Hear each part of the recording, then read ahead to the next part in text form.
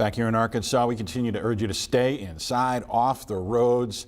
But there's one group that can't do that. In fact, it's their job to get to their destination as quickly as possible. THV 11's Carter Thweet caught up with the region's emergency response teams dealing with the cold to keep you safe. Carter?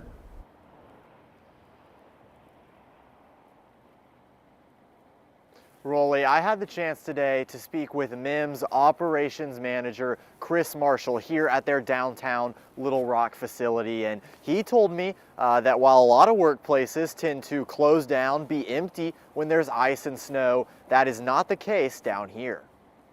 When we see the weather reports of incoming inclement weather, we start preparing days before. You might think that MIMS, the first responder service for much of central Arkansas, would be working with fewer staff in weather like this, but to try and curb longer response times, they actually do the opposite. Staffing wise, we build an extended operations plan and we put extra staff on the streets. Chris Marshall is MIMS operations manager and says preparations also include getting food to crews in outlying areas, shoveling, sanding, and salting their parking lots, and using studded tires for better traction. Even though the amounts now are less than they were last month, it's just a different type of precipitation that causes the travel to be different.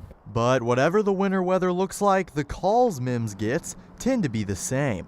Marshall named 3 things you need to be more aware of with conditions like these. What you will see is an increase in falls.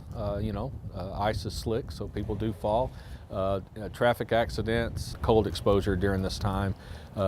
We have seen an increase in all of those types of calls. Marshall says for any life-threatening situation you may have over the next couple days, don't hesitate to call. MIMS crews are well equipped to get to you, and they hope their extra staff will cut down on the response times. It's not necessarily that the call volume has increased, just the travel times take longer, and so just be patient and we'll get there as soon as we possibly can.